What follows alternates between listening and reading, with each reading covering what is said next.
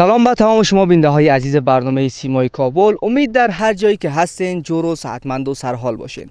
امروز آمدیم به گلغندی زیبا، جایی که خیلی یک هوای خوب و جای سرسبز داره.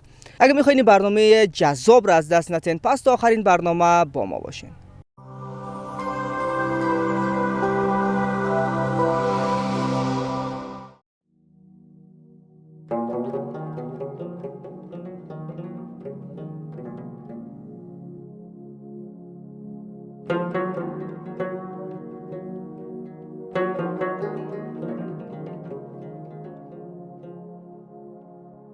در میان کوههای سر به فلک کشیده ولایت پروان جایی هست که هر سال با آمدن بهار جان تازه میگیرد. جایی که طبیعت رنگ می باشد و زمین لباس نو به تن می کند. اینجا گلغندی است. گلغندی تپه‌ای که با رویدن گلهای سرخ و شقایق‌های وحشی به فرش رنگین تبدیل می شود. فرشی که نه با دست انسان بلکه با قدرت طبیعت بافته شده است.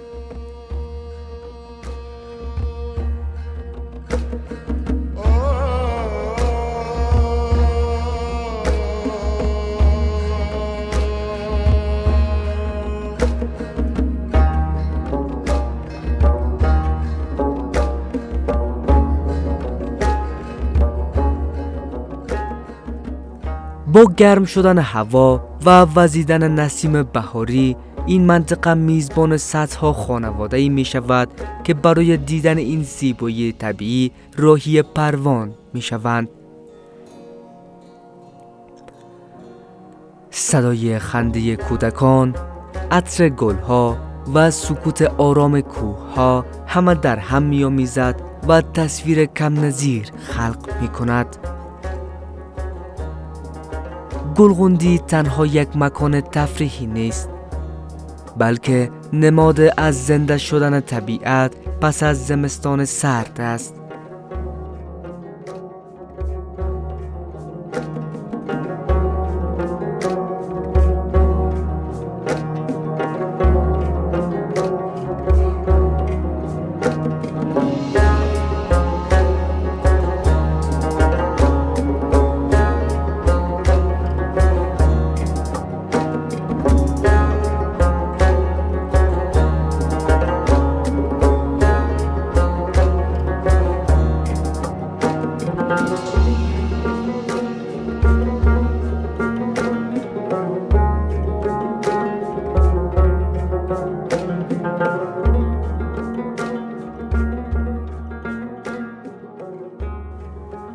هر گل پیامی از امید دارد، هر سبزه نشانی از ادامه زندگی. در این روزها وقتی به اطراف نگاه میکنیم، رنگ سرخ گلها در میان سبزی زمین چشم هر بیننده را خیره میسازد.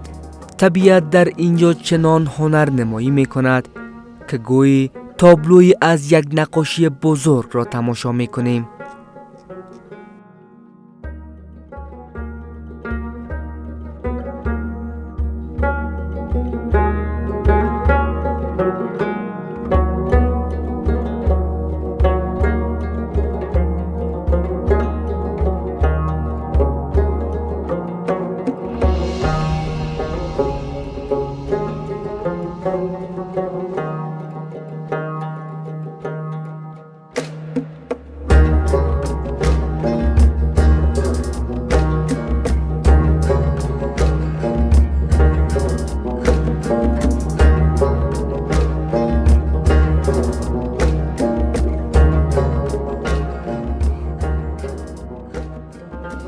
بسیاری از بازدید کنندگان برای گرفتن عکس‌های یادگاری به اینجا می آیند تا لحظه‌ای از این زیبایی را ثبت کنند و با خود ببرند.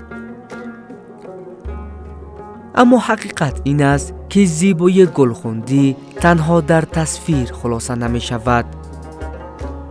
باید در آن قدم زد، نفس کشید و حسش کرد. هوای پاک، آسمان آبی و منظره های بکر فرصت را فراهم می کند تا مردم برای ساعاتی از هیاهوی زندگی شهری فاصله بگیرند. اینجا زمان آهسته تر می گذرد و انسان دوباره با طبیعت پیوند می خورد.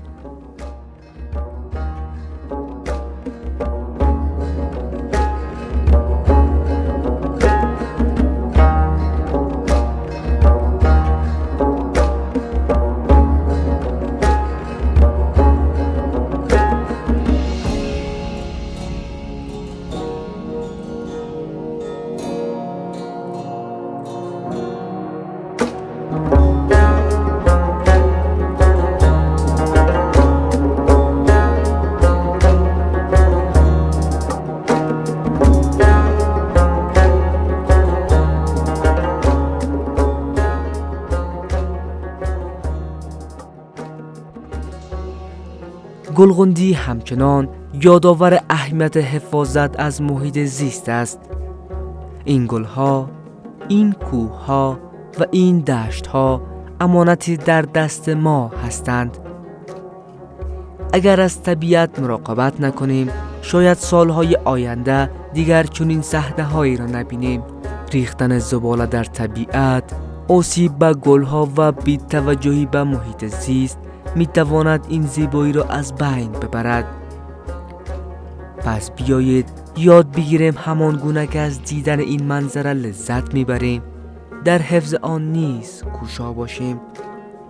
گلغندی پروان هر سال با شکوه‌تر از قبل شکوفا می شود و این شکوفایی پیام روشن دارد. پس از هر سختی بهار در راه است.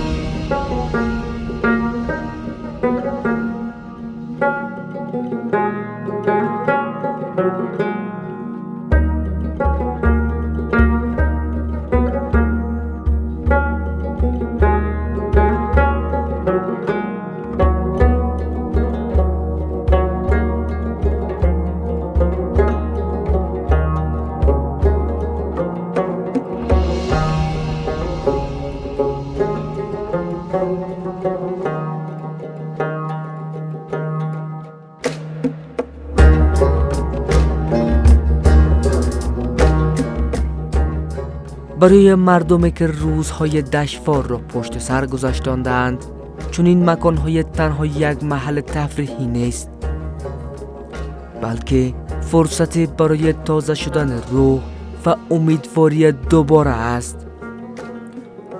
وقتی خورشید آرام آرام به سوی غروب می رود و نور طلایی‌اش بر گلها می تابد، منظره خلق می شود که گویی طبیعت می خواهد آخرین جلوه های زیباییش را به نمایش بگذارد.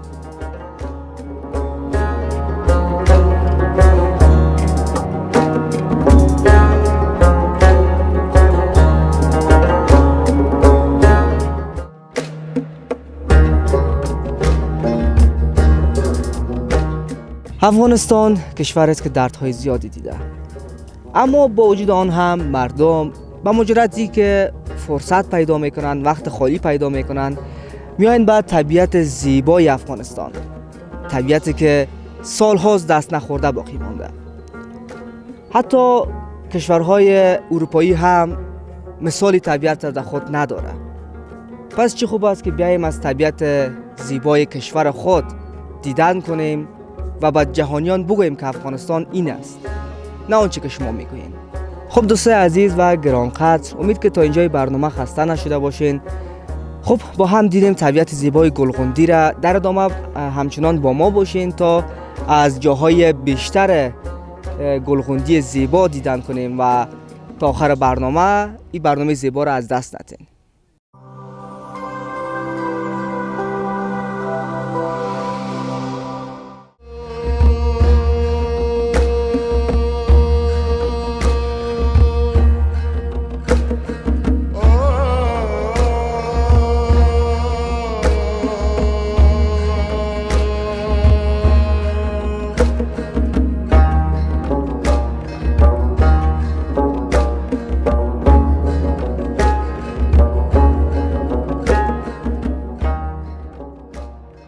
نسیم ملایم گلها را بر رقص در می آورد و صدای پرندگان موسیقی آرام بخش می سازد. در چنین لحظات انسان بیشتر قدر این سرزمین زیبا را می داند.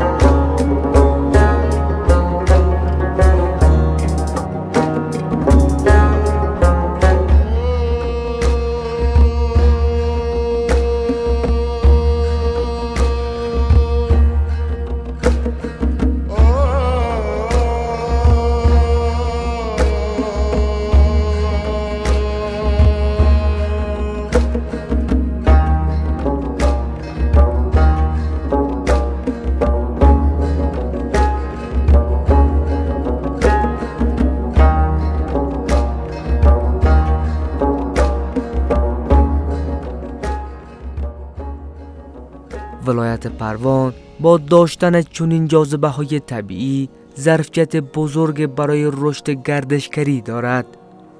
اگر به این مناطق بیشتر توجه شود، میتواند بر رونق اقتصادی و ایجاد فرصت‌های شغلی نیز کمک کند.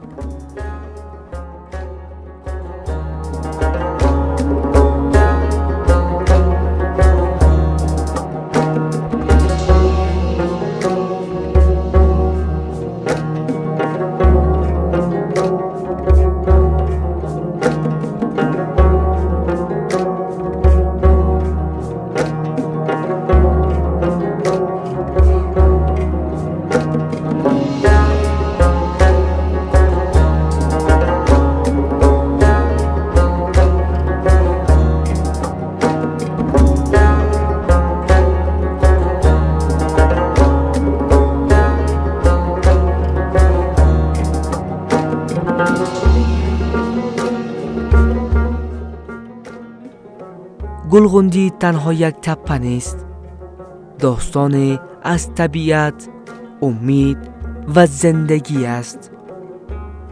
داستانی که هر بهار تکرار می شود، اما هر بار تازه و دیدنی است.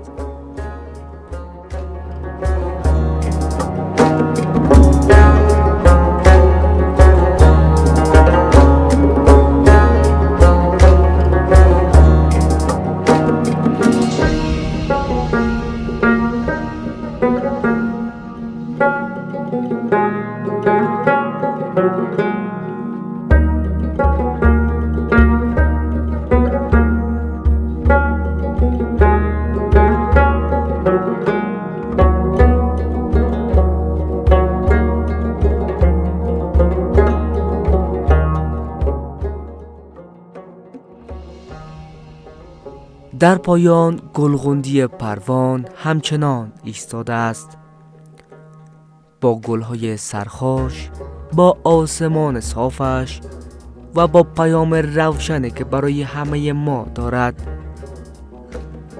زندگی حتی پس از سردترین زمستانها دوباره شکوفا می شود.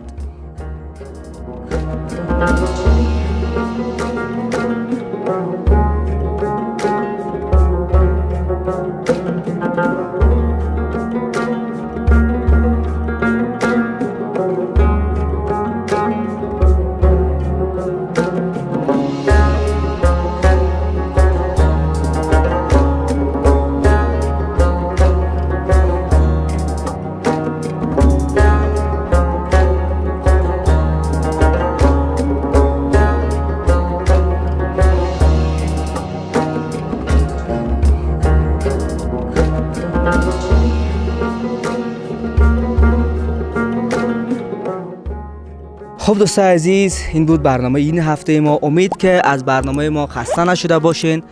دیدیم طبیعت زیبای گلغوندی را، طبیعت زیبایش را دیدیم، آب و هوایش را دیدیم. در برنامه‌های آینده انشالله اگر یاری خدا بود جاهای دیدنی دیگر را نیز براتون به نمایش میگیریم. پس با سیمای کابل باشین تا از حقایق روز، از طبیعت افغانستان، از حرف دل مردم افغانستان با خبر باشین. تا دیدار دیگر، خداحافظ افغانستان.